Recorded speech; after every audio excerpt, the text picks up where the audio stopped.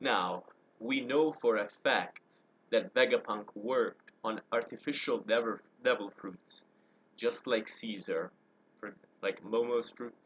He worked on lineage factor, just like Judge.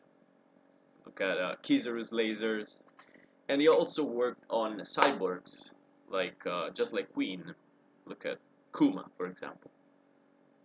Now, in all of these cases, Vegapunk creation is superior to that of his colleagues, even though I guess Queen versus Kuma is debatable. We know for a fact that Vegapunk is the best scientist on the planet. Following this train of thought, it would be weird that Vegapunk didn't have a try on super suits as well. But if the government has them, why in all of One Piece until now we haven't seen a single Marine use a raid suit? Well, we do. That is Sora the Warrior of the Sea. Even though it's not outright stated, we know, for example, that Sora could walk on the water. And we also know that based on the comic, he fought Germa 1 versus 4. Of course, this is revealed to be propaganda by Beetle, but I think it's pretty obvious that this is based on real events that could have been altered by the world government for propaganda purposes.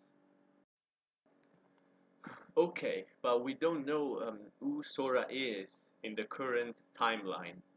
And if he had a raid suit, why doesn't other Marines also have those?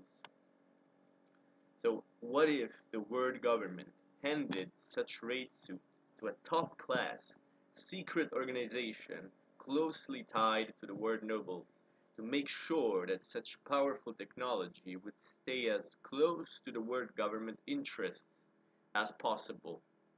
And that is, of course, CP0.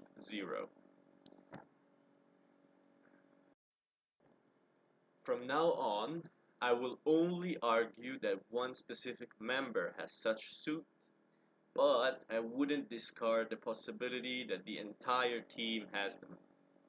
Now, which CP0 member is significant enough to have this special suit ended to by the world government? And that is, of course, our boy, Mr. Rob Lucci. Now, let's take a look at Oda's inspiration for the raid suits.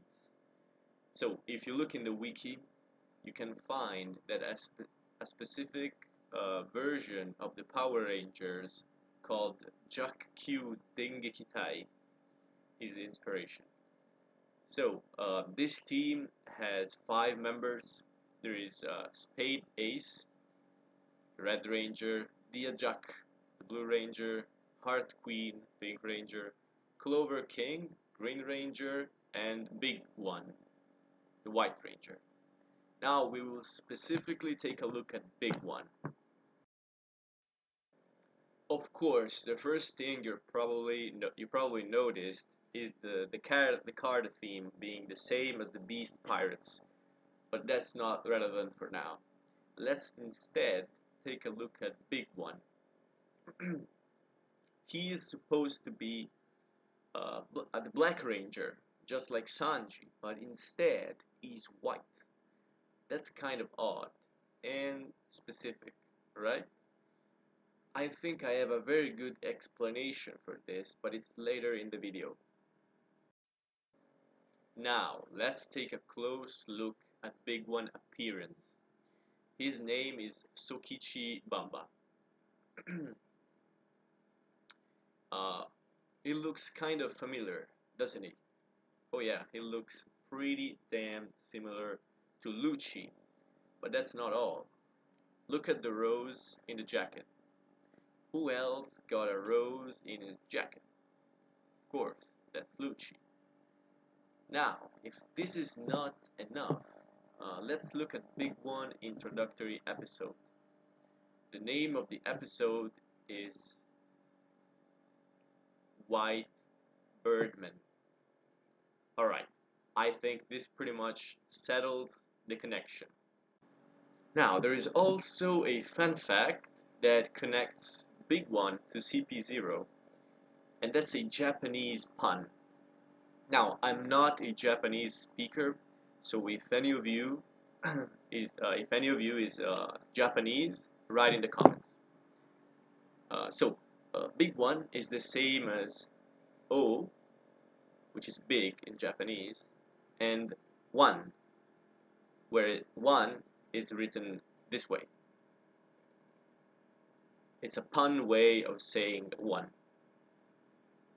Now, if you look at Uderon pun table, great channel by the way, you can find that O is a pun for the number 0 and Wa is the pun for the number 0 as well.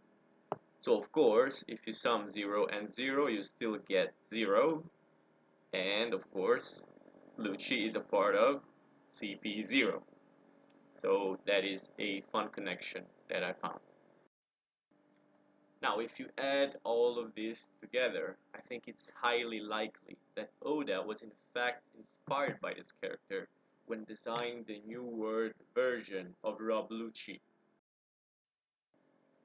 Now, as we said, a Big One has a rose in his pocket, but that's not just for aesthetic purposes. He's the only Power Ranger in his squad to use a rose to transform, instead of the so-called Ranger keys that his teammates and pretty much every other Power Ranger uses to transform. Now, weird. That's kind of weird because, as far as I know, Lucci is not a big fan of looking sexy and wearing a rose. I don't know. That's kind of odd to me. Now, let's move to chapter 1028. In this chapter, by pure coincidence, we have Sanji's powers awakening and Lucci appearing in the story since more than 100 chapters ago, and that seems like a very deliberate decision by Oda. We also have the declaration of CP0 invading Wano if the Alliance forces win, which is likely happening. So the possibility of Sanji versus Lucci is quite likely, considering that both are stealth agents and no Rokushiki. They could also both have a raid suit. And as a fun fact as well, Sanji and Lucci, they already clashed, even though it's in a movie. And that is in movie Stampede. They had a very quick clash of leg attacks. Quite cool. So as I mentioned earlier, the Jakku Dengeki Tai is worked as inspiration by Oda to make the Vince smokes. But there is a problem here because Big One is supposed to be the the representation of Sanji. We have Ichiji, Niji, Yonji, and Reiju. They all have their associated Power Ranger, but the Power Ranger that's supposed to represent Sanji is white. So why is that?